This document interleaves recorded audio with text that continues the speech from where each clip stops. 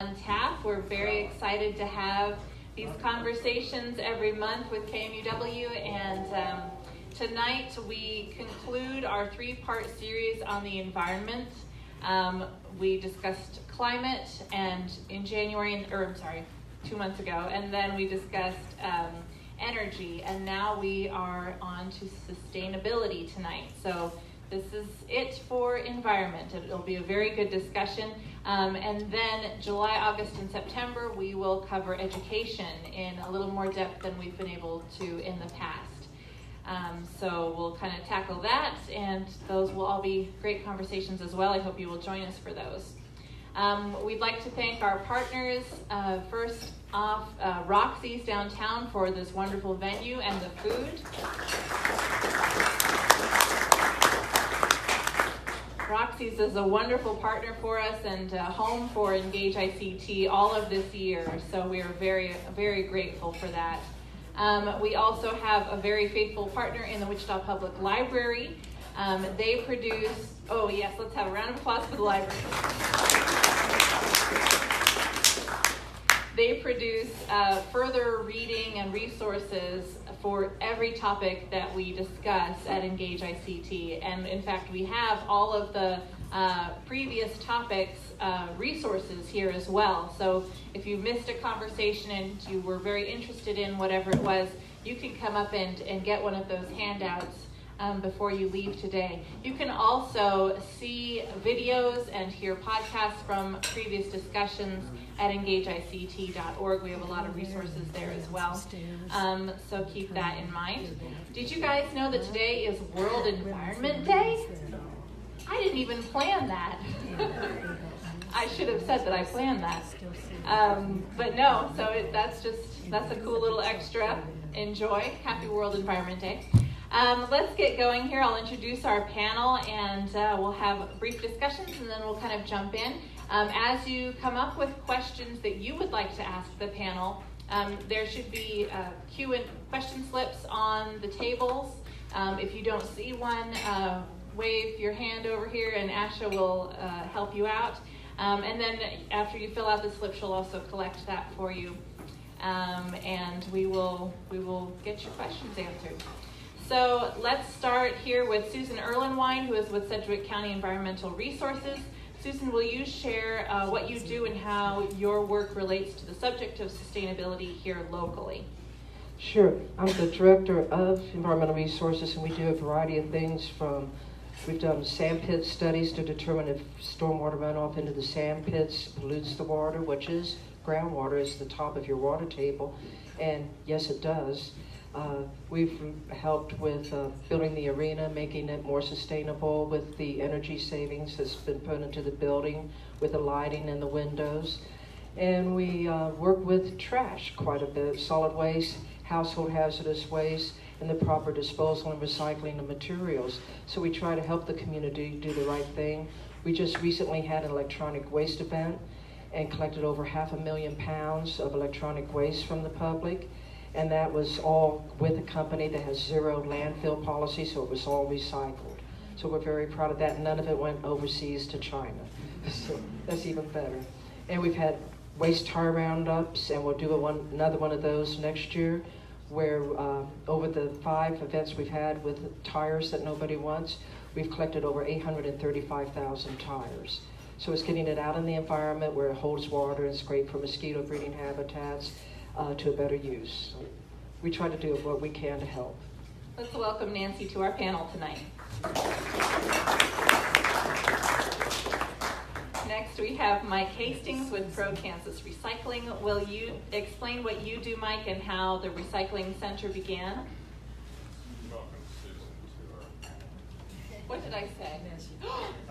I apologize. Susan, I know who you are. Let's all welcome Susan to the panel. Okay, I'll do it. Okay, go ahead. I'm Mike Hastings. I'm president of Pro Kansas Recycling. The actual name of the organization is Plastics Recycling of Kansas. And then we got the acronym Pro Kansas Recycling. But we started out just collecting plastics. And we started out having once a month in various parking lots a collection of plastics, but graduated to a situation. We got a building the city of Wichita loaned us. They loaned it to us for about a year and a half. We've been there 14 years. So that worked out rather well. We collect 16, 17, maybe 18 categories of recyclables, probably the most of anybody in Wichita, anywhere from the plastics and the metals and the paper to batteries and eyeglasses that are turned over to the Optimist Club and so on and so forth.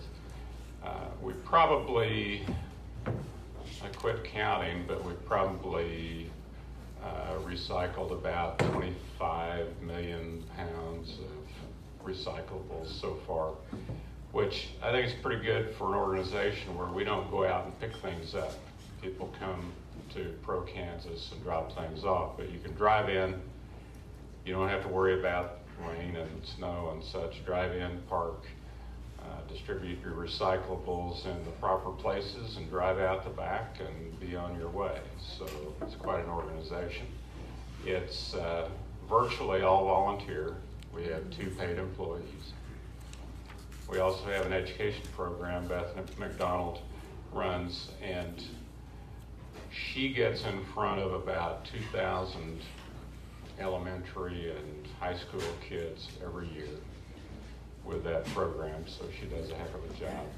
And that gets them involved in the recycling and the sustainability.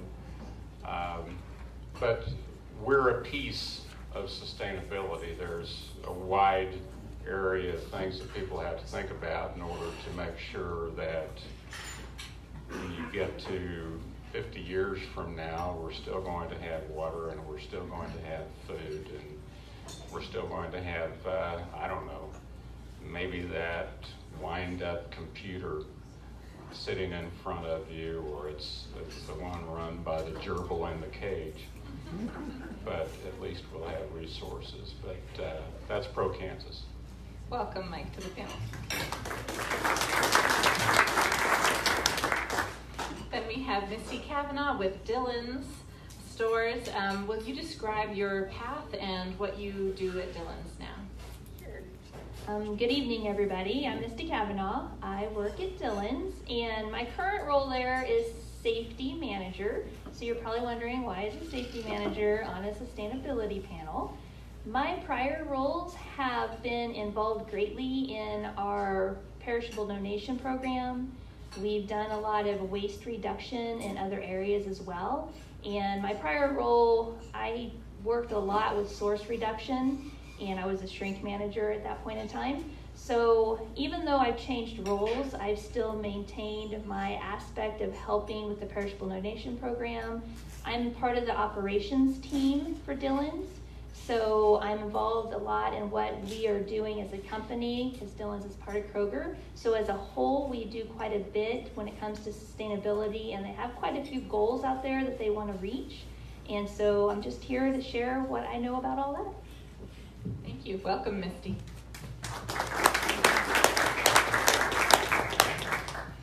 Last on the line there, we have Nancy Larson with Kansas State University. And will you talk a little bit about your department and the biggest changes that you've seen over the years? Sure, and you can call me Susan, no problem, right? Susan, we've known each other and worked together for decades. So I'm glad to be here. I work with a group called the Pollution Prevention Institute. We've been around about 30 years. And our primary work, we are 100% grant funded, but our primary work is to work with industry and help them reduce emissions, whether that's air emissions, waste, energy, water, reduce emissions at the source. So we are primarily an engineering program, and we use interns to work with companies like Dillon's to identify source reduction or pollution prevention opportunities. How do you reduce at the source? So instead of treating that waste at the end of the pipe, if you will, to give you an illustration, we don't even put it in the pipe. And that can save companies a lot of money. So we work constantly to make the business case for source reduction. And we do a variety of work with different industry and some other side types of projects too. All right, welcome, Nancy.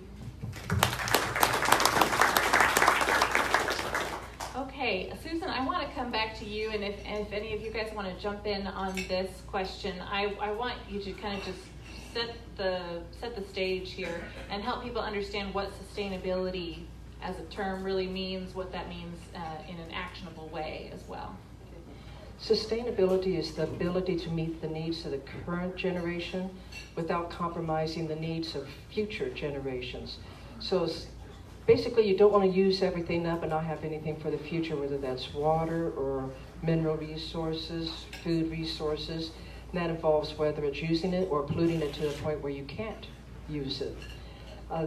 We look at the carrying capacity that could be for an area or the world, and that deals with the population base versus the resources. Do you have enough resources to feed your population, get them water, food, and materials that they need? Our population worldwide was pretty constant and just barely was growing up to about 1950. And we had less than 2 billion people in the world at that point. Now we're over 7 billion, just adding another 70 years to that. So it's quite a huge jump. Part of that is better medicines that are out there, prenatal care, OSHA with helping people at work so they don't have as many deaths from work-related accidents.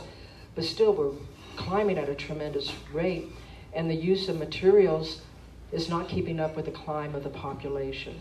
And so we have to look at resources.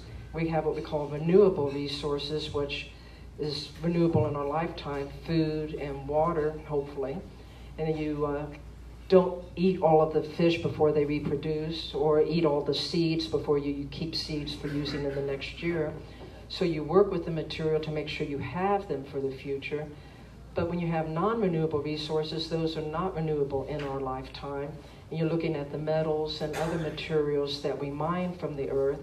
Mining causes a lot of pollution, disruption of habitat. And then you have that material left over and you get into Mike's area of recycling.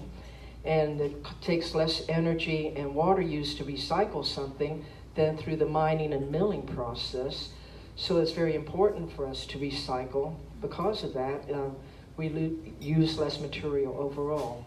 So sustainability really is dealing with population and the resources we need. Can we keep it for the future the way we have it now and make it even better? And what about locally, at a Kansas level or even a Wichita level? How does what's the environment look like in that way? Well, it depends on what politician you're talking to. But I have worked with sustainability and tried to get energy efficiency with county buildings. Other companies are doing the same thing. Dylan says, Misty mentions doing quite a bit in your food waste and cutting back on that. So there are different companies that are doing a lot. And we have wind energy now and some solar energy, cutting back some on the fossil fuels, which are not renewable. So we are trying to work in different areas, but we're not leading the nation in that area. Okay, let's talk a little bit about business practices and what has happened in the past and what's going on right now, and maybe even what businesses are moving toward in the future. Nancy, I don't know if you want to jump in to start us off with that. What are businesses' effects on our ability to achieve sustainability, and what's the progress there? Okay, I would say yes. Okay, great.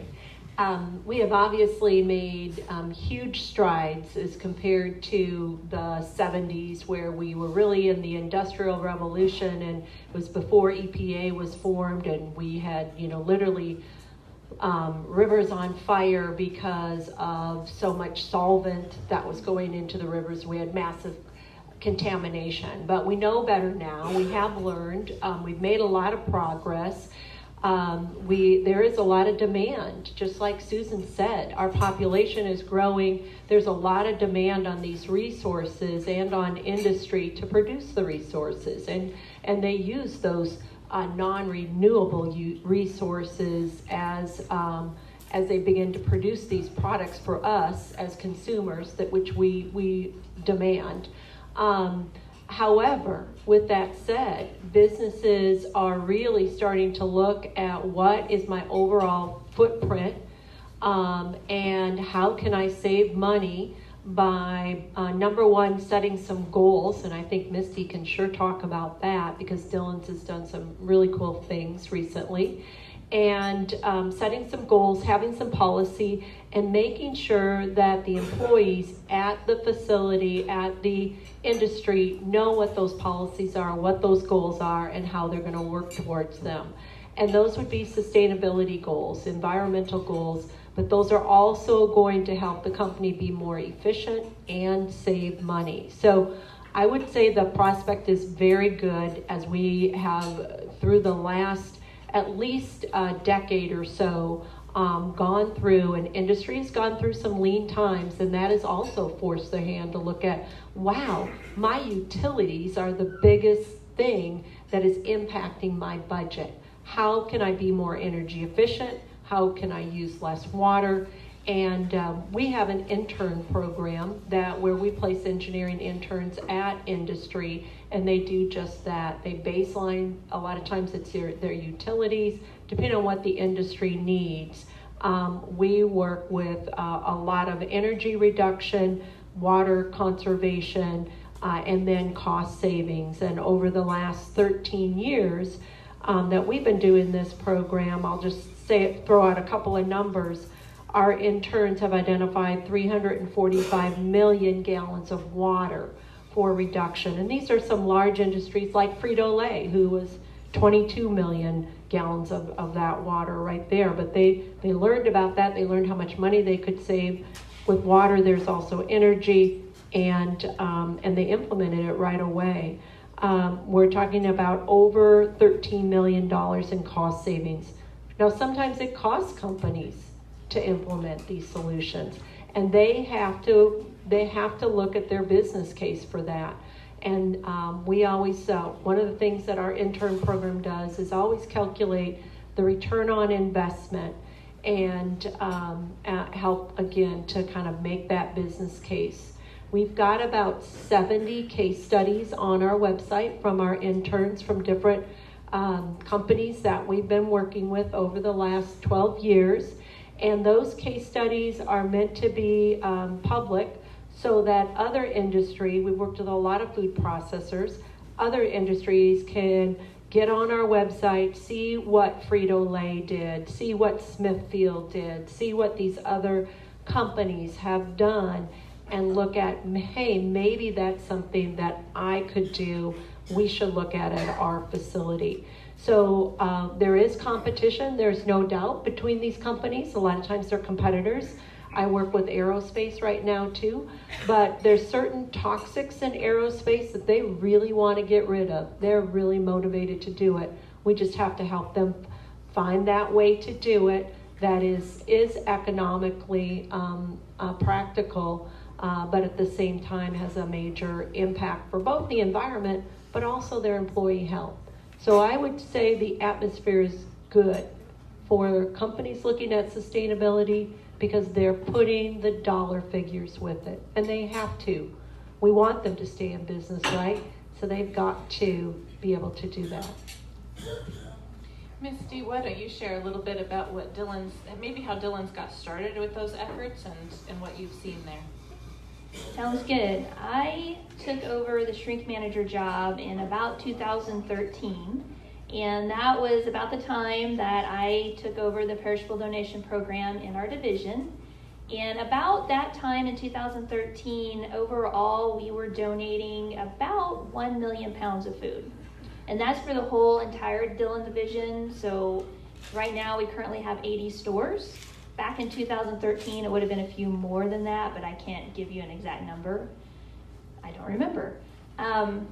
from 2013 to just last year, we'd upped that to about 1.4 million pounds of food.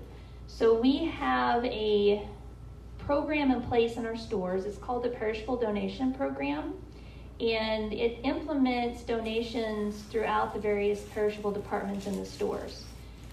We have refreshed it, we train it, we talk about it. We've gotten better, but I know we have a lot of more room to improve, and that's why just this last year, Kroger implemented a new program that they put in place. It's called Feed the Human Spirit, and part of that has to do with also food donations along with a lot of other goals that they have in place. So that's a little bit about the food donations. In about 2013 as well, I believe that's when we started working with the Pollution Prevention Institute, and we had our first intern. And she basically came into 2 of our stores, does that sound right? I believe 2 of our stores, and she basically observed. She observed what our associates were doing, the impact of what they were ordering, what they were producing, and especially what they were throwing away. And it was very beneficial to us as a company, because then you have that extra set of eyes. Because when you're working it day in, day out, you might not see it, and then you have somebody come in that doesn't have the experience in the store that can help us identify areas that we need to improve. So with her help, we actually noticed that we had this perishable donation program in place, but we really weren't donating produce. And that's huge. The food banks need produce, and a lot of that was just going to the landfills. So we actually implemented in the Wichita area a perishable donation program with the produce. And we started that. We also, she helped contact some of the local zoos, so Tanganyika and Sedgwick County Zoo. And what we could not donate, they actually came to pick up to feed for their animals. She helped us look at areas like our production and bakery and some of our production in delis, and helped us see that, you know, we as a business want to make sure that we have plenty of product out there for you all to buy, but we need to have a smart, good plan in place when it comes to producing that. So she helped us kind of get an eye of what we were throwing away, and we worked on basically tools to help with production. So that was 2013. So in 2014, we had another intern, and she did the same thing, focused in a couple of different stores. Her areas of focus were the same departments, but different areas. She helped us look at some other areas in deli. She helped us see in produce that we had an opportunity with placing things out for sale, that it was summertime and we were trying to sell soup. So it's just that extra set of eyes, which I think really helps people see what we need.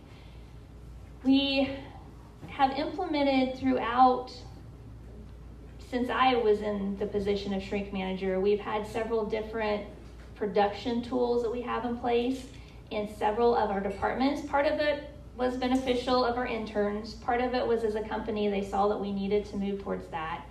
We've had a lot of technology improvements that have helped us with our orders. It's helped us see what we sell, so we know that we're producing or ordering good orders. So we have the ordering side, we have the production side, but then it all comes down to the training side.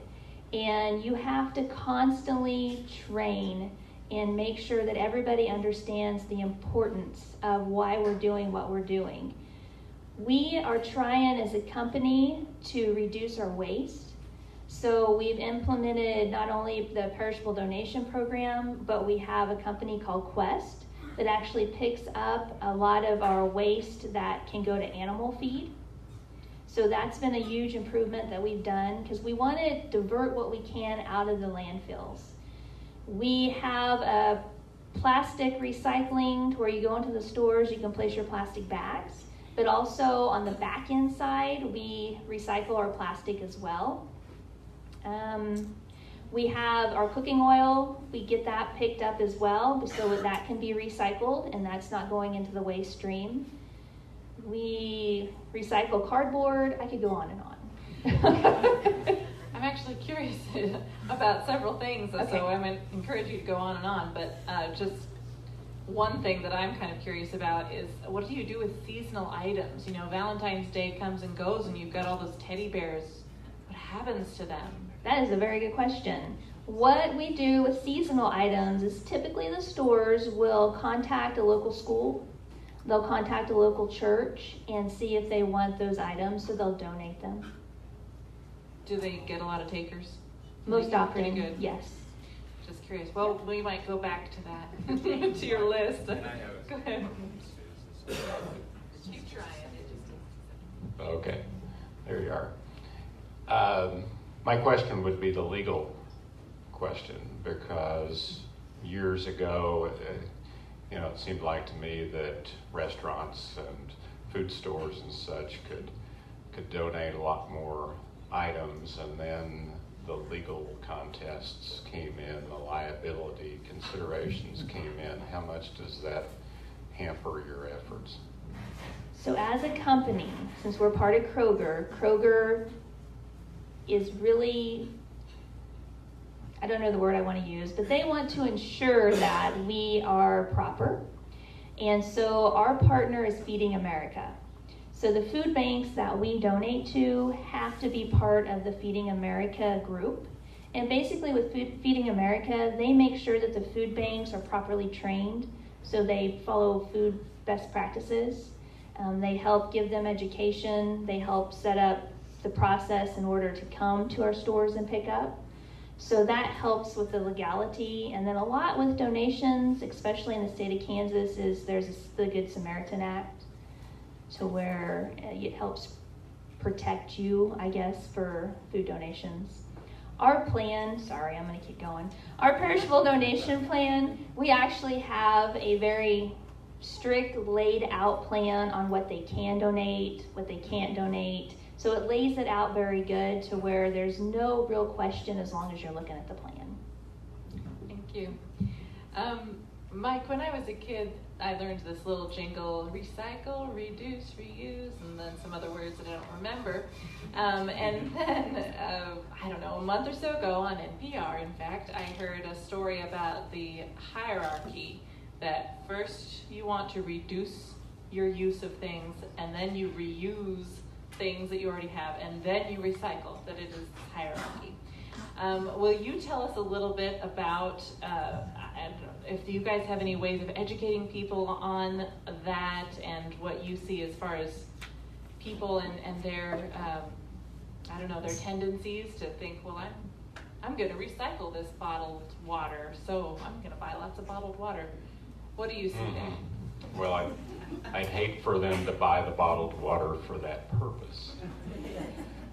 It takes about 2 liters of water to make a 1 liter bottle. And it takes about 1.4 liters of water to make the water or the pop that goes into that 1 liter bottle. So it's not a very efficient process. But as far as reduce, reuse, and recycle, of course, our education program goes over that heavily with the kids. But it's really one of those things that everything works together. Yes, you want to reduce the amount of stuff that you use. If you don't need it, don't buy it, and then throw it away later. I've known people that won't eat leftovers. So whatever's left from their meal, they throw it away. I never had that problem because I never had very many leftovers. But, the first key is to reduce the amount you're using. The second key, obviously, is to reuse as much as possible. From a reduction standpoint, some of the figures that I've read say that in the United States, despite all the hunger in the world, in the United States, we throw away 35 to 40% of the food that is produced. And what Kroger's doing and Dillon's is doing is a very fantastic step forward in taking care of that. But restaurants have to do these programs, and other grocery stores have to do these programs, because if we cut that down to 20% waste or 10% waste, it's still not going to matter if we don't have clean water, if we don't have other things that are necessary for us. So it's the whole process. But reducing the amount, obviously, the energy that it takes to make a can recycle 20 cans. We throw away 50 billion water bottles a year, and even though water bottles are one of the things that are the easiest to recycle. So obviously, if we buy fewer water bottles, then we have less of a problem. If we recycle more cans, we have less of a problem. If we buy a water bottle, and I tend to do this, if I have a water bottle that somebody's given to me, then I will finish that off and I'll fill it up at the tap and I'll use it again and again and again, and I've got my mug also. But, maybe not a lot of people know this, but Wichita tap water is, in general, as good or better than almost all of the water that you buy at the grocery store, including Dillon's. Dillon's might be a little better, but it's good water. So why not refill and use that plastic water bottle again? So that's reusing. I look at appliances and I wonder, why is it we have to have computer chips and everything? Why would you have to have a computer chip to control the temperature on your stove when the thermostat on the stove did a fantastic job for generations and generations? I finally got rid of my stove that was in my house when I bought the house 40 years ago. I had to get rid of that stove last summer. I don't know how old it was, but it was doing the job that I needed done. I've got a washer and a dryer that I've had since I bought the house and bought that set of the washer and the dryer. I've repaired each one time myself. Neither one of them has a computer chip within 20 feet of it, and they've done just fine, and they've lasted that long. But you buy washers and dryers today, and instead of expecting them to last 30 years, or as one quote that I was looking at said, you can expect it to last as long as you own the house, which back then was a lot longer than most people own their houses. Now maybe it's 10 years or 12 years that you can expect that appliance to last, and then you have to go replace it.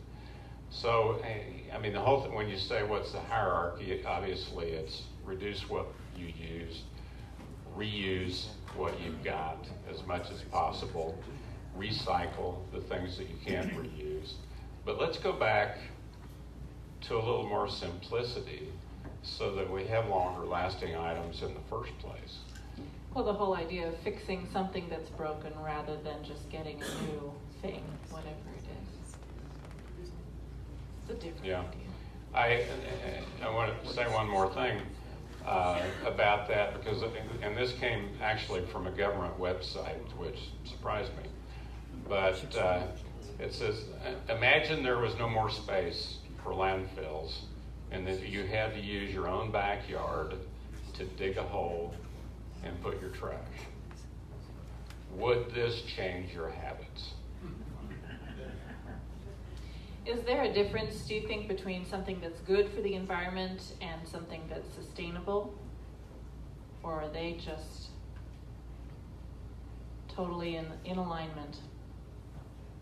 Susan? If we look at having something sustainable, it is keeping the environment clean, the habitat's there for the animals, so that we have a future and we have the resources for future generations. One thing we have to be careful of is you can look at a city, and as it grows and expands, it's taking over farmland that used to be producing food for the people. But also when you put houses out there, all of a sudden people are realizing they're coming down with tick bites and flea bites and mosquito bites that are spreading diseases that are becoming more and more prevalent as we're expanding out into the wild habitats. And then everyone's acting surprised about why is this happening. And it's because we're not thinking about good growth. We have what we call the donut effect. You see that here in Wichita, where you spread out from the downtown and no one lives downtown anymore, and that's starting to reverse here. But how many boarded up buildings do you see downtown? Quite a few, and people spread out to the new areas, cut down all the trees, and then plant new ones because it wasn't the right species that they wanted. And they're spreading out and leaving this donut hole in the center that all of a sudden it's blight on the city. And so we need better planning for the future and how we address the habitat. And pollution of water is another issue that we need to look at. Do you happen to know if there are plans for the city to offer incentives for apartment complexes or other large buildings to go solar or use other sustainable energies? I'm with the county. So, Good point. So I do not know what the city has planned. Go ahead. Interject something there. And I don't know, the city of Wichita itself does recycle its office paper and things like that. But going back to your question about is sustainability and environmental, are they always the same thing? And one of the things that I wonder about is pesticides and some of the things that they do with crops and so on and so forth, because we've increased the yields from the fields a great deal so that we've continued to be ahead of the curve as far as population growth and that sort of thing, and that's wonderful. But we're losing our bee population, which could be catastrophic for all of those fields. Somewhere in there, my sister was telling me that she was putting in a new lawn, and she was talking to the guy about grasses and such, and he was telling her, you can use these natural methods for weed control and such. He said when they developed the weed control for lawns, they couldn't figure out how to keep it from killing the clover, which is actually a very good plant. It puts nitrogen in the soil and so on and so forth, but they couldn't figure out how to keep the weed control products from killing the clover. So what did they do? They added clover to the weed list and said, this is a good thing, we're going to kill off the clover. You have to have sustainability in your crop production and so on and so forth, but there are other things that need to be taken into account. If a sustainable action isn't a good return on investment, should it still be undertaken? Are there ways that you help businesses to consider that, Nancy? We do. We will list all the different opportunities and recommendations that we have, but ultimately it's up to the business to make that investment. And I will tell you, through our program, we haven't had a whole lot of funding to do follow-up, but we did do follow-up about 4 years ago of the first 8 years or so of our program. And there are some pretty big projects out there that our interns have worked on that are pretty costly.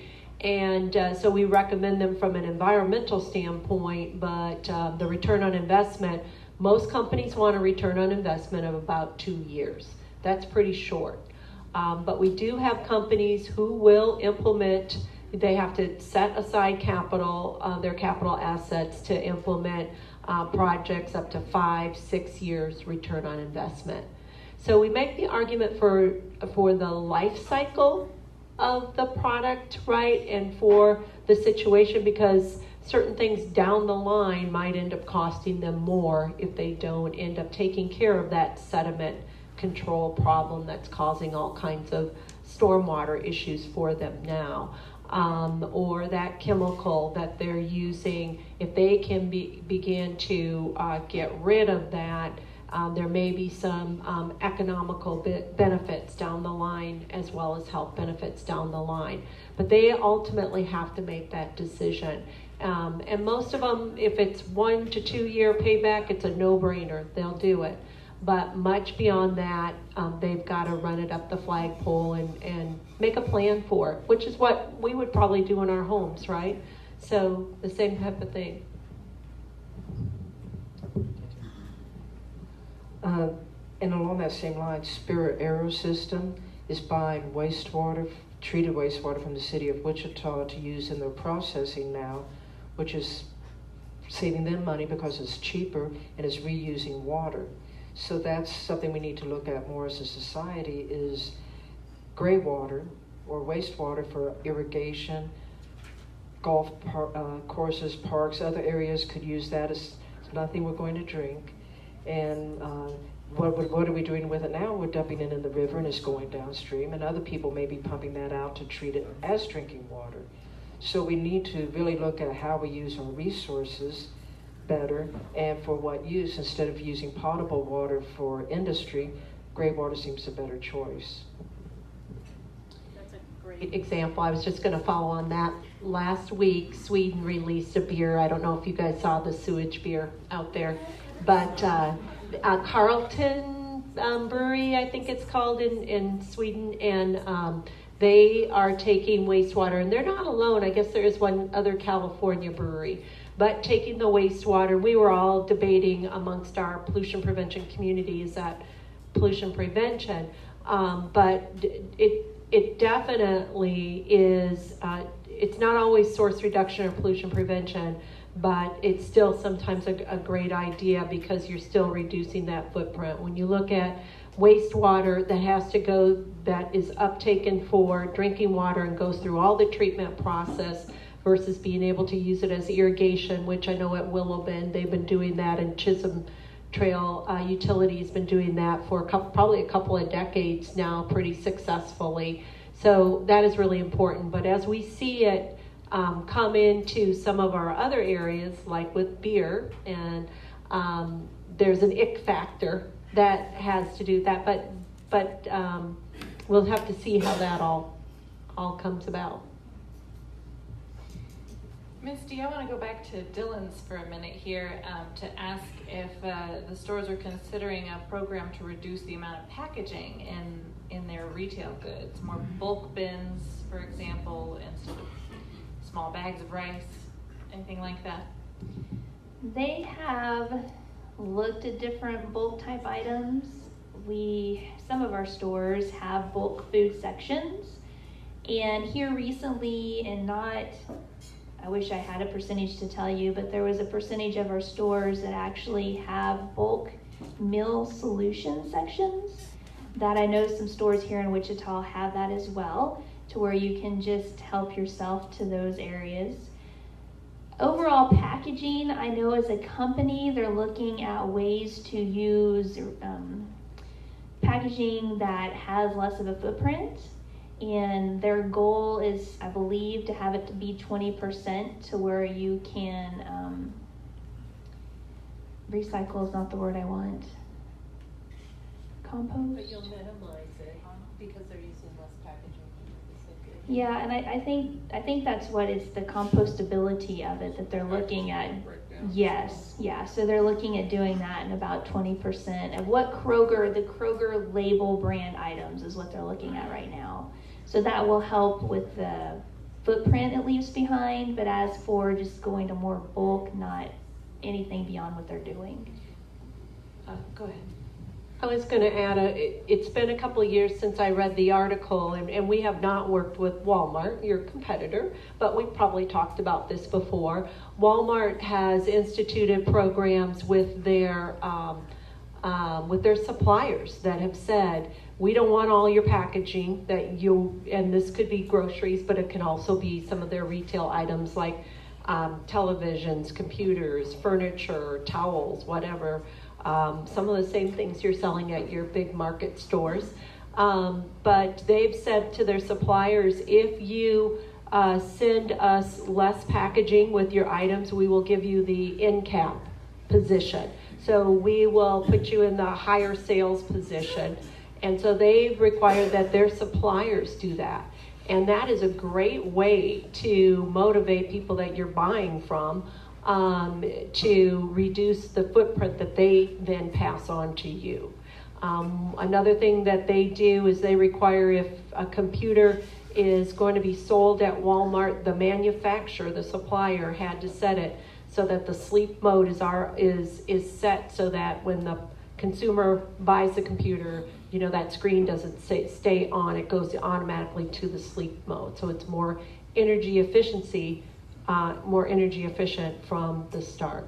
So that's a great way to work, that businesses can work with their supplier so that they're not being impacted by all the materials that are coming into their facilities.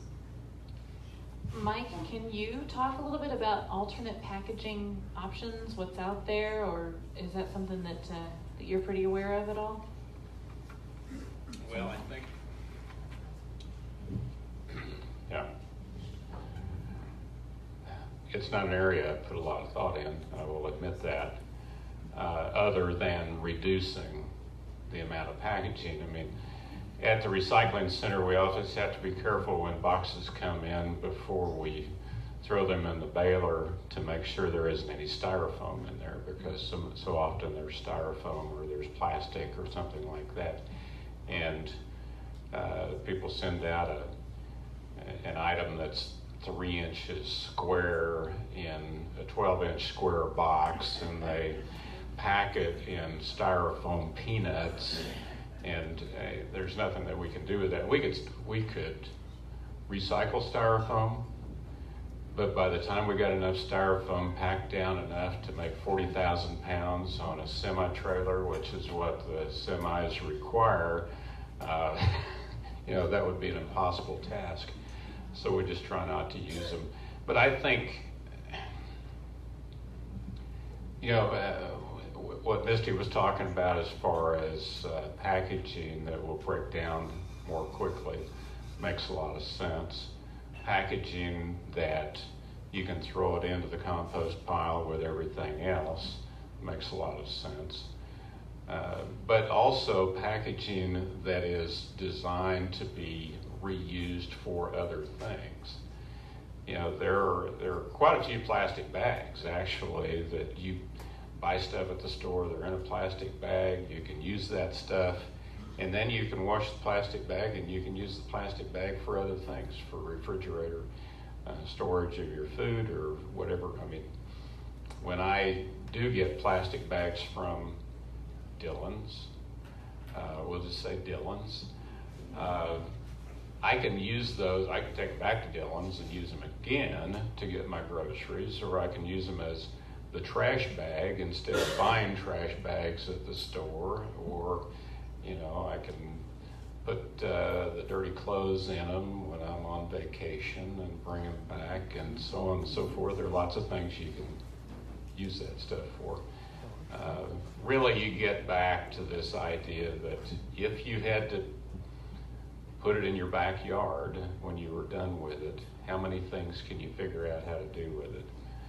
How many things can you repair? How many things can you do without? But how many new uses can you find for what used to be trash?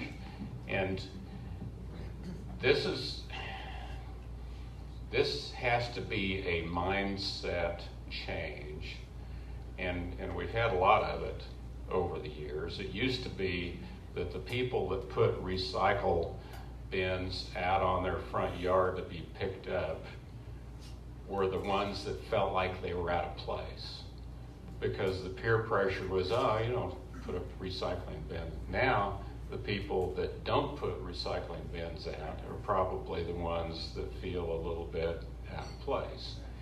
And we want to get to that point where, you know, constantly I see people, they wash their hands at the sink at the assisted living center where my mother is, and they'll wash their hands at the sink, they'll reach over and grab 1, 2, 3, maybe even 4 paper towels. They'll run across their hands a little bit and they'll throw them in the trash. Well, you don't need 3 or 4 paper towels, you know, but the mindset hasn't changed there yet. You know, we just gradually have to change that mindset and show people, hey, it's okay for you to be concerned about the environment. It's okay for you to be concerned how many of these things you use and throw away. It's okay to care about this stuff like we do. Is there a difference in the amount of recycling that goes on between private collection of recyclables and city or municipal programs that mandate recycling? And should we prefer that Wichita institutes mandatory recycling? What is your opinion there? Want to start there, Mike? Sure. Well,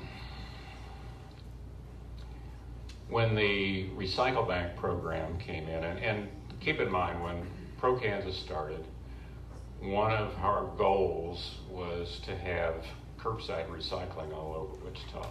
We didn't want to be sitting there recycling forever and be the only or one of the only recycling places. We wanted it spread around. Recycle Bank came in, they offered recycling. They would load their trucks, they would bale the materials, and it all came in together, what they call single stream. They didn't have people separated, so it came in together. They would bale it, they would put it on semis, they'd drive it 500 miles to Texas where they had a single stream processing plant and process it there. In the meantime, all packed together, you've got a lot of contamination, you've got a lot of inefficiency. Now they have a single stream place in Hutchinson, so it only has to be driven 50 miles from there. So, you know, it's not as efficient as I would prefer, but it's much better than when nobody had recycling available, or very few people had recycling available. At Pro-Kansas, everything's separated, nothing's packed together and contaminated, and so we have good quality trash is what we have for the buyers to buy and recycle these. It's not quite as easy to recycle with the single stream because of the contamination, but it's available to a lot more people. So, you know, I'm glad that we have that. When we look at recycling in our area over time, remember it used to be curbside recycling with a small blue bin, and you'd put the paper bundled together and the plastic and the glass all separate. And EPA has done nationwide studies showing that easier you can make something like recycling, the more people will do it. And that's where the single stream came in, where if you make it easier, where it's a cart that people can put all of the stuff in the cart to recycle and let the material recovery facility sort it out there. And yes, there will be contamination, but they try to pull that out. You can get better products and still have more people recycling. I worked with the city of Derby when they were going out for contract back in 2009 to have one company pick up all of the trash in the city, and the people saw their quarterly bills drop from over $80 a quarter to $40 a quarter, which included curbside recycling and a coupon for bulky waste collection. And the reason it did it is because instead of having a couple of dozen companies running around the streets and you have 5 different companies going down your road to pick up trash, you have one company going down the road picking up every house on the block. Instead of one house on this block, drive 2 blocks, pick up the next house. It's more efficient with one company going through, and the prices went down. Out of the 20 cities in Sedgwick County, there's only 6 that do not have some sort of a contract with a hauler to collect trash. So it's improving, but it needs to be even better over time. Susan, can you talk a little? Oh, yeah, go ahead. When they take the trash out to a transfer station for instance, where they go through the single stream, and I know that a lot of this probably happens with a single stream, but when they go out to the transfer station, do they pull out lots of material that they can sell elsewhere, or, I mean, how exactly does that work? No, they didn't. So you're referring to the Regular trash that goes there to the transfer station? Yeah, I guess I really am as far as the transfer station is concerned, because No, they do not. You have quite a few other things. Just like the landfills, it's not pulled out. Part of that is safety, because you can have sharp material sticking out that you'd have to walk over to get to that item that you saw. They will pull out tires, but besides that, no, it all goes to the landfill. So they don't have one of those large magnets like they use at the auto salvages, where they could move across and pick up metals and that sort of thing. No, and I've been to material recovery facilities on the West Coast and on the East Coast, and the transfer stations and landfills, and they all do it differently. In California, they'll actually pull all the wine bottles out and sell them back to the wineries. So they clean them up and reuse them for bottling more wine. So it depends kind of your local market as well, and that will influence it. Can you talk a little bit about policy or legislation relating to sustainability, whatever, situations that we have now, or things that might be coming around the bend that could affect this landscape? And Nancy, if you want to jump in there too as well, go for it. Yeah, Susan can talk from a local perspective, but honestly, how many years ago was it? Time flies.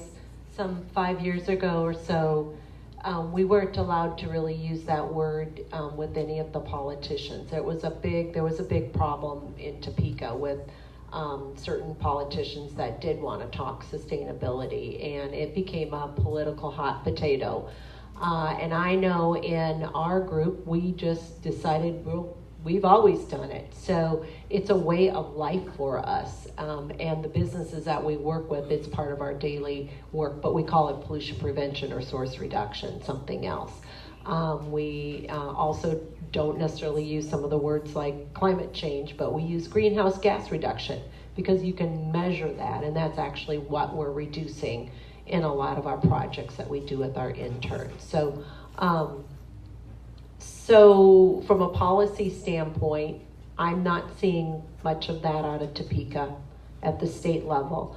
However, industry's leading the way with some of it, and that is the way Kansas tends to be. Kansas tends to be hands-off and have the independent communities, and with recycling and with waste management and all types of things.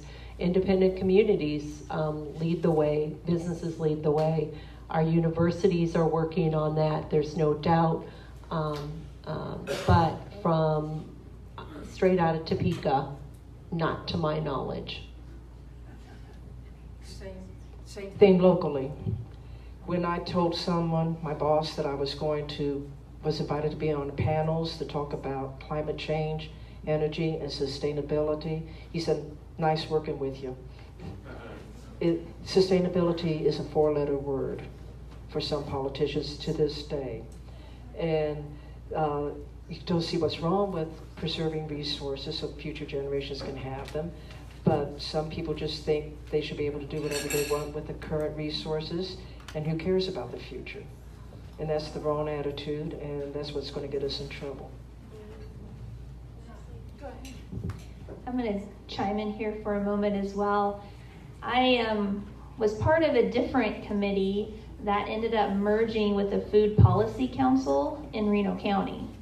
And so I was very intrigued on what the Food Policy Council was working on. And like Nancy said, it's a lot more on the local end.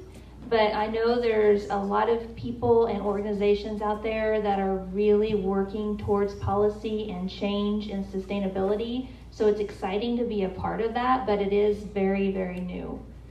So there might be more of that down the road. That's some things. Yeah, go ahead.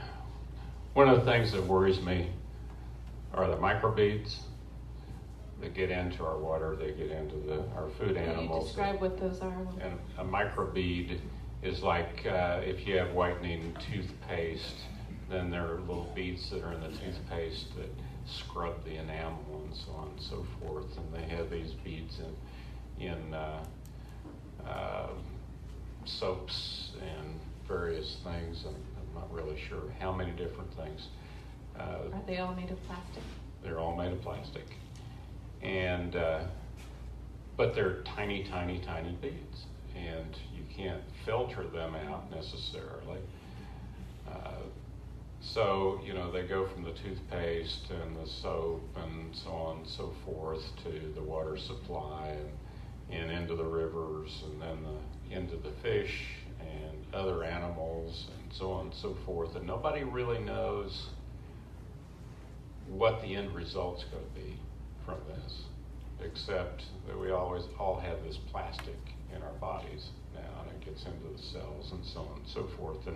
And there has been discussion about reducing or eliminating the microbeads, and I think we need to be talking more about that.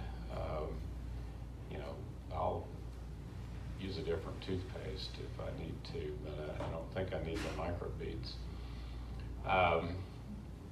One of the other things that we've talked about is in March, China quit buying a lot of our trash. And I say trash because we were sending them our computers, and we were sending them all kinds of things that for them to process it and recycle it. It was creating a lot of pollution in China. We were sending them a large percentage of our plastic, particularly the miscellaneous plastic, not the milk jugs, not the water bottles and so on, but the packaging and things like that.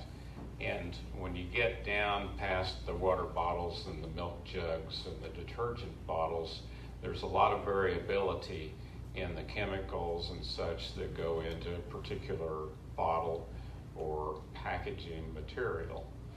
So it's difficult to recycle because it's not standardized.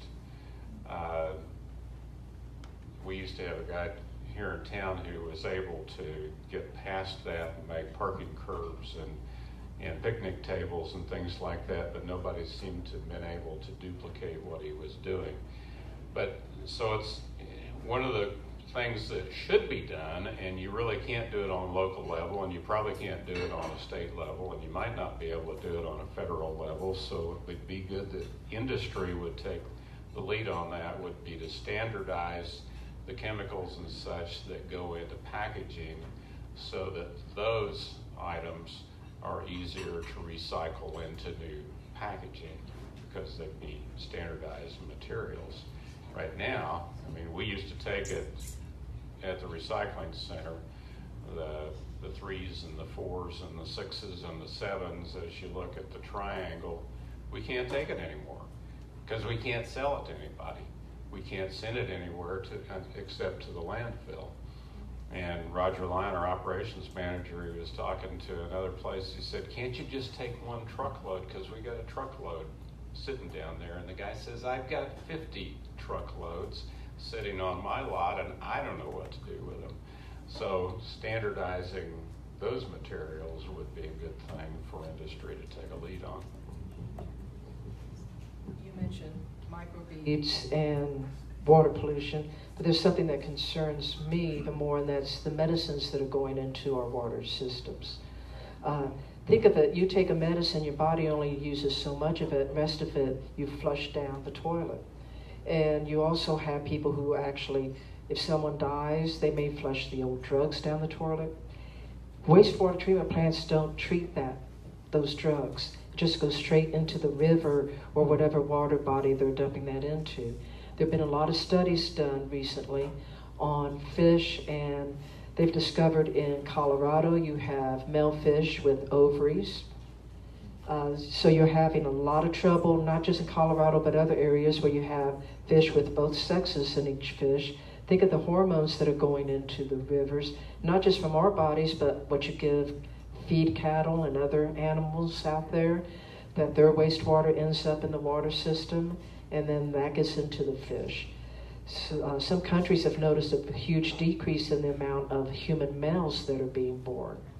So we need to look at the medicines and how we can get rid of them better.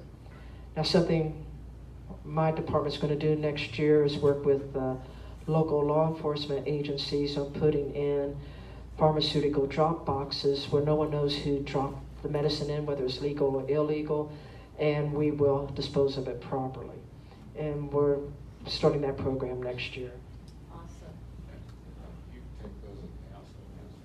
The question was, we take those at the household hazardous waste? Yes, we do, but only the normal pharmaceuticals and over-the-counter drugs. We cannot take controlled substances, your codeines, your morphines, opiates, but we need law enforcement involved.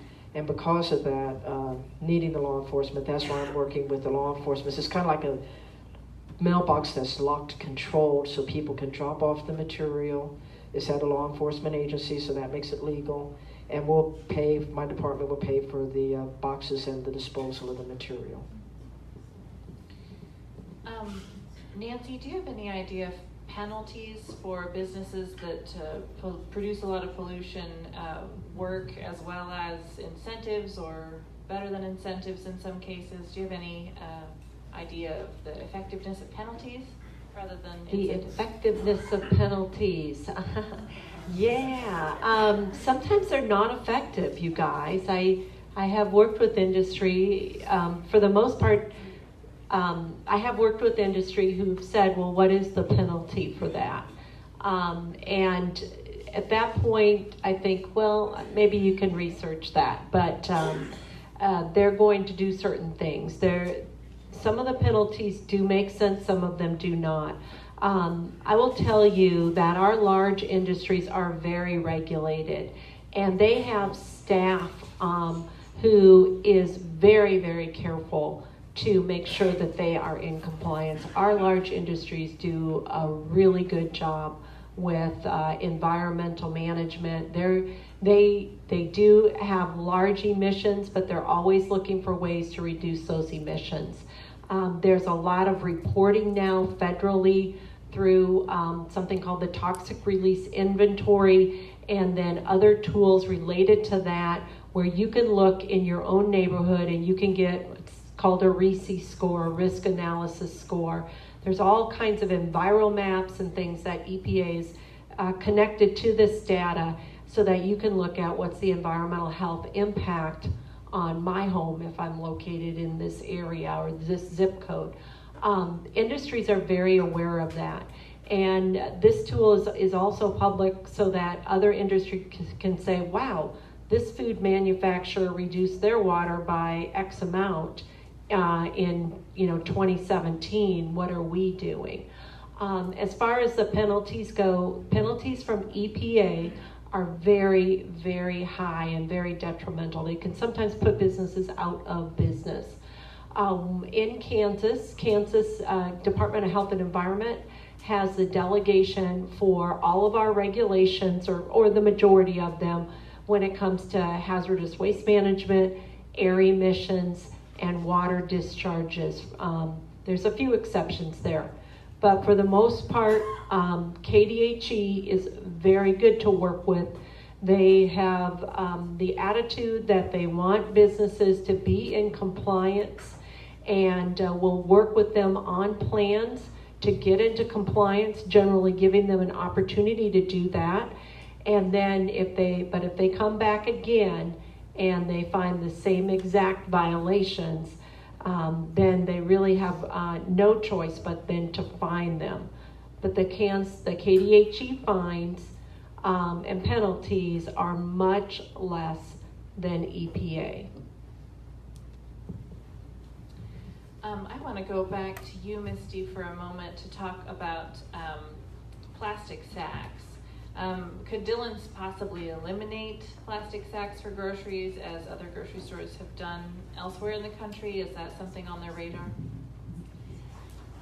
As for elimination, I'm not entirely sure if that will be anytime soon. I know that they are constantly looking at plastic bags. They're looking at how they're made, the cost of bags, how many bags our carryouts use when they actually sack your orders. They have training processes in place. They have follow-up processes in place to ensure, but as everybody knows that has shopped at Dillon's, we struggle with that. So they're constantly looking at bags, but there has been no talk that I'm aware of as to eliminating them at this time.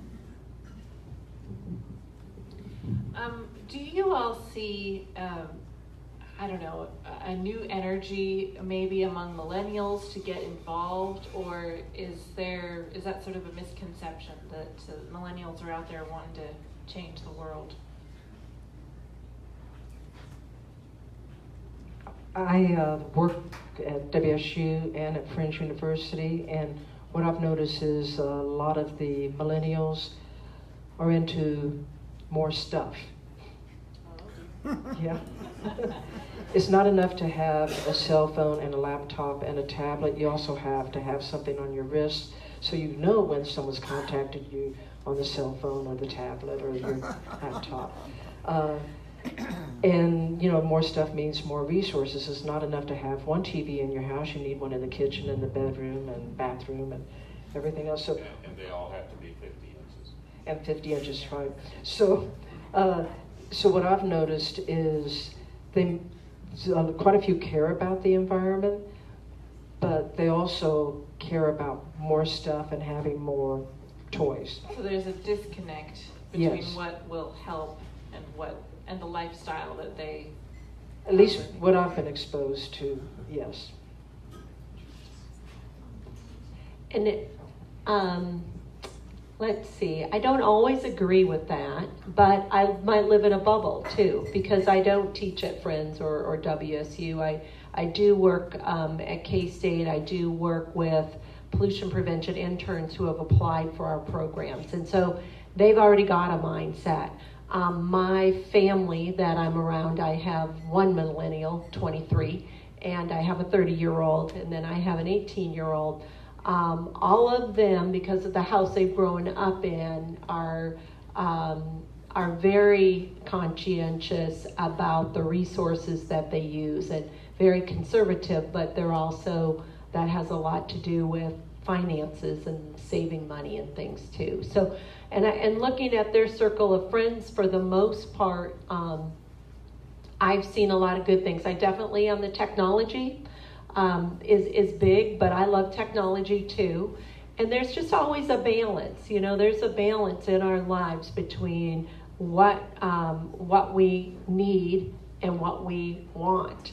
And so teaching that, because there are certain things that make us much more efficient, right, in our lives, and actually have less of an impact overall when you look at a life cycle. But my experience, personal experience, has been different and a little brighter outlook.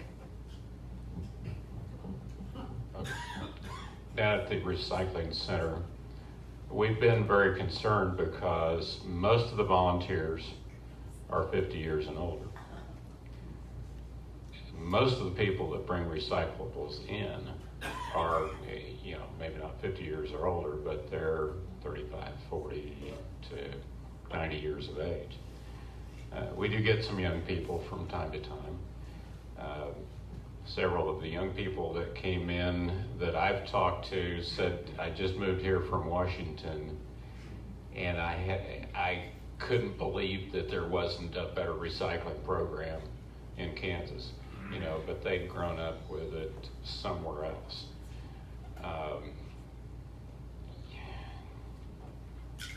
There's one of the things that I blame, and it's happened over generations and generations, is the advertising industry. Because we went from the Model T to General Motors creating this planned obsolescence where every 4 years or 5 years they would change the model of the car, and then they develop colors, and gosh, you got to get this new model, you get rid of the old model, you got to get this new model, and then they do it with appliances, and now it's cell phones and so on and so forth. And if you don't get that new cell phone every year or every 6 months when it comes out, you're behind the times. And people more and more buy into that. But whatever the reason is, and our education program is doing its best to educate the young kids in the elementary schools and the high schools, but whatever the reason is, we don't seem to have as many young people participating in the recycling programs as we do have older people, and we need to change that.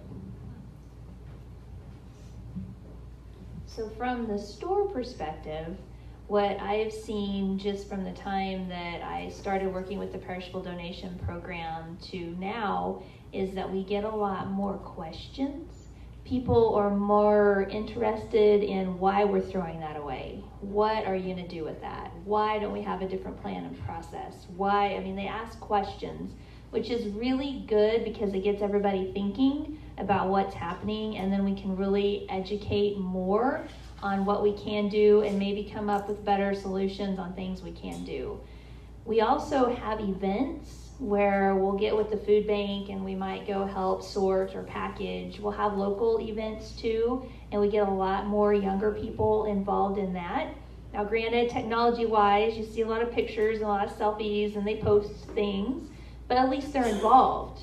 So hopefully the recycling center can get more involvement, but we've seen an increase in that overall.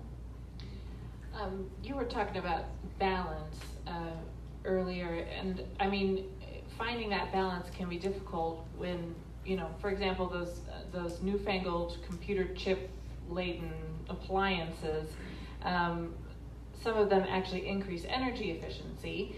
So how do you find that proper balance between maintaining old technology that might be inefficient and replacing it when we have better options? How can we know how do we even go about finding that out? Well, just one example, and this may not fit for everything, but I know a few years ago when we were looking at our old refrigerator and should we replace it or not, Energy Star at EnergyStar.gov actually has a tool. They have a lot of tools if you're looking at energy efficiency where you could put in the make and model and the year of your refrigerator and figure out, from both return on investment as well as energy, the energy cost balance on whether it had reached its life end and was actually costing more and using more energy than you would save if you had purchased a new one. So there are tools out there to do that. I think we all need to think about that balance, and it's different for everyone, but to pause and think about the balance of how much food you buy at the grocery store versus looking at your refrigerator and your cabinet and eating what's there first before we go buy. The balance of looking at buying a large quantity of food that might end up going to waste before you can eat it versus buying a smaller quantity of food that is packaged, but it's packaged so that it stays fresh and I'm going to be able to consume it. There's an economic balance there too. One of the things that we have an older air conditioner and we just financially not ready to replace that yet, right? So we've decided, okay, we're sleeping downstairs in this summer, and that's kind of our balance. That's not a problem for us. We got to move out of our room, but not a problem. We're going to sleep downstairs because it's 5 or 10 degrees, cooler almost. So, but because we don't want to increase our thermostat upstairs or decrease it rather in the summer. We set it at what is Energy Star recommendations, and we want to keep it there. But it's nice and cool downstairs, so we're going to sleep down there. So there's that balance that you find in your family as you educate and as you go out to eat, as you go to the grocery store, as you adjust your thermostat and make sure it's programmed right, as you buy a new light bulb. because LEDs are extremely efficient, and you can buy them for under $5 now versus 5 years ago they were $10 or more. But there's still incandescents out there that are more efficient, but they contain mercury, and if you look at the life cycle on them, it's very, very poor. So you want to read that, and you want to find the balance for your home. Did you want to? Okay. Misty, I have an audience question about ugly produce. Will Dillon's, do they have any plans or thoughts about selling ugly produce in the future? With ugly produce, the process in our stores is they're supposed to cull ugly produce. So they'll go through that throughout the day and pull any produce, and then they should be donating that. We also have our markdown programs in our produce areas. Typically, if you're not aware of it, you'll have to look for it. It's in the back of the department. There's a little rack, and the things that they will try to sell, and if there's a standard of items they will put in red bags, and they will actually sell those at a reduced cost in the bag. Just a couple more questions before we wrap up here tonight. I want to try to get through all the audience questions. If bottled water negatively impacts the environment to the extent that we encourage people to reduce their consumption, why do we still allow manufacturers to produce bottled water? Anybody jump on that one? I don't see how you can knock it. I don't see how it's not working. Now, okay, I don't see how you can control private industry and the products if you have a call for it. They've done a lot of tests on bottled water, and it is tap water from some other city. And they've used this in restaurants with tests on which water tastes better, and telling them that it's real expensive water and pour it in the glass and all, and the people are raving about it. They got it from the sink back, in the back. So it's kind of a mindset that people think it's better if you tell them it's better, and they'll pay more for it when there was no need at all to begin with. Bottled water may have its place in the transportation of it, and is not breakable. And let's say you're out on a marathon and you're running, and they hand you a bottle of water as you're running along. In some cases, it may make sense. But even what you were saying earlier, Mike, about putting more tap water in and in, is slowly leaching that plastic in, and you're drinking some of that plastic as you're doing that. So we need to be careful in that way as well. I like the idea of reusing it, but you're still getting that plastic slowly leaching into that water you're drinking each time. But I've got microbeads in me anyway. It helps you float when you swim. You should go to, and I think the website's still there, the website is called The Story of Stuff. And they have a number of different stories. One of them is the story of bottled water, and it talks about how these companies, Pepsi and Coca-Cola and so on and so forth, they were seeing a reduction in their sales of soda pop. And they were concerned about losing sales of soda pop, and they said, well, what else can we do? And they were brainstorming, and of course they had juices and teas and stuff, and somebody said, well, why don't we sell water? And they created the ad campaign that a lot of advertising is fear advertising. It's kind of like some of the lawyer commercials that we see on TV. But the fear was, look what's in the water you drink from the tap. Oh, it's got all these chemicals, and it's got all these things. Oh, and it's dangerous, and so buy this water, this bottled water. And they educated the public to think that if they weren't drinking bottled water, they were drinking something inferior or something dangerous, and that's where the industry came from. And, we just have to figure out a way to re-educate the public back to, hey, it's safe enough to drink water from the tap. And then there's the whole issue of straws. They used to be paper, right? And now there's plastic straws And some are going back to paper straws. Are they going back to paper straws? Companies or? Some, well, A few companies are going back to paper straws. Well, that's something. What I always like to ask, kind of to finish off our evenings, is what we can do as individuals to make a difference. Maybe avoid bottled water. What other thoughts do we have on things that everyone can do to make a difference? Well, Nancy mentioned earlier there are websites out there to help you in purchasing appliances. Also, there are websites out there for your carbon footprint and your water footprint. So you can go and there's more than one site for each. I would suggest using more than one. And they'll ask questions about your lifestyle, how far you drive, your house, the energy efficiency of the house. And you can determine what your carbon footprint is, how big of a difference you are making right now, and what can you do to improve that footprint. Same with water. How much water are you using? How many bathrooms do you have? How many people in the house? And ways to lower that. So I think it comes down to education and what people can do individually to lower the amount of resources that they use in their footprint on the earth. And I would challenge people to watch a video called Love Letter to Food.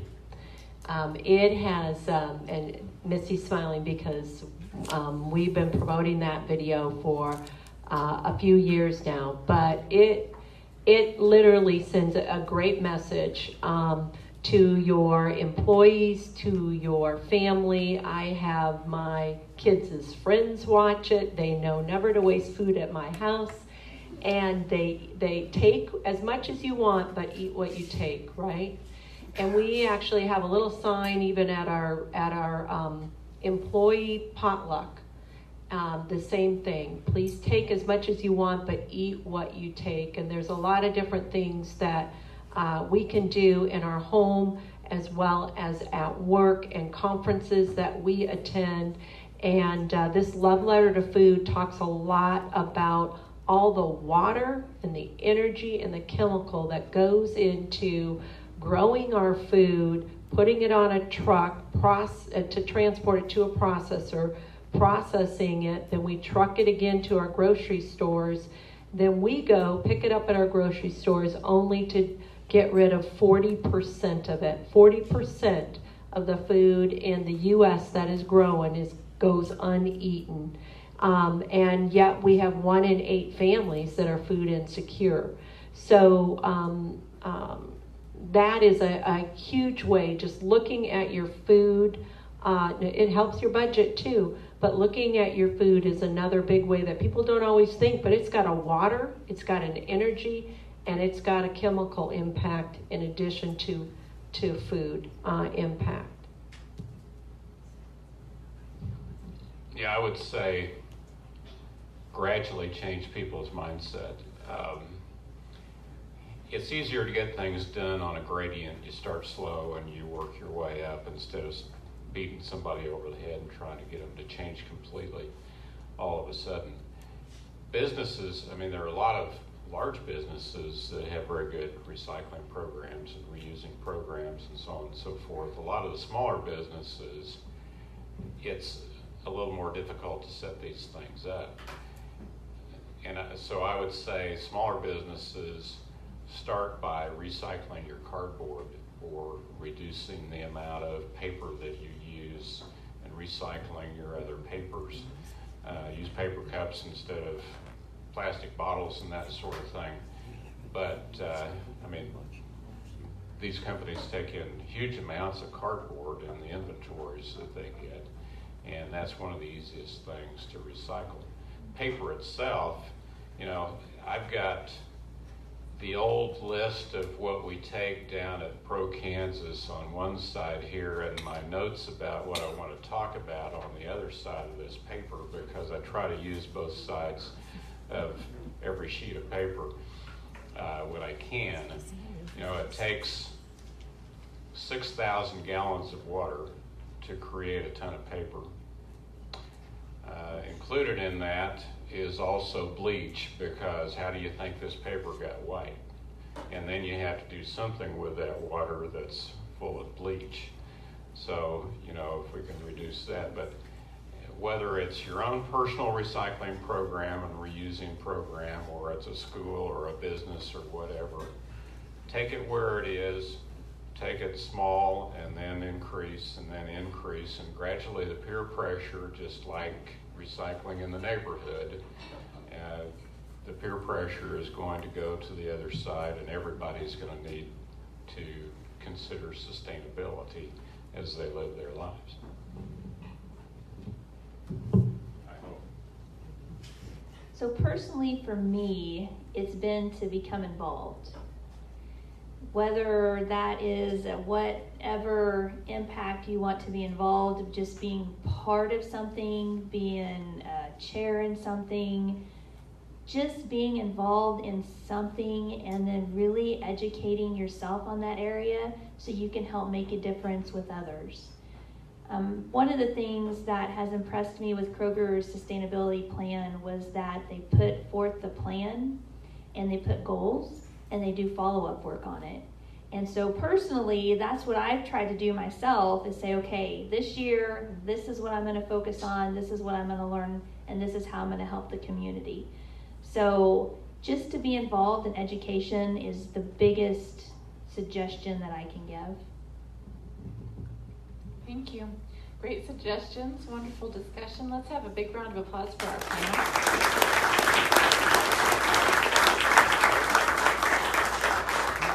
And thank you guys. We had a lot of great questions from you. Join us for the next quarter of the year. We'll be talking about education from various angles for the next 3 months. So come back to Engage ICT, Democracy on Tap for those discussions. And we'll go ahead and do our drawing now for our hotel stay. We'll try to start having drawings here too, so be aware of that.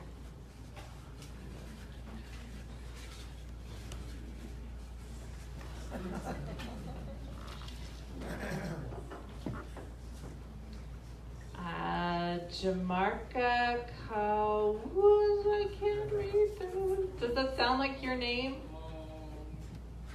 Tamara?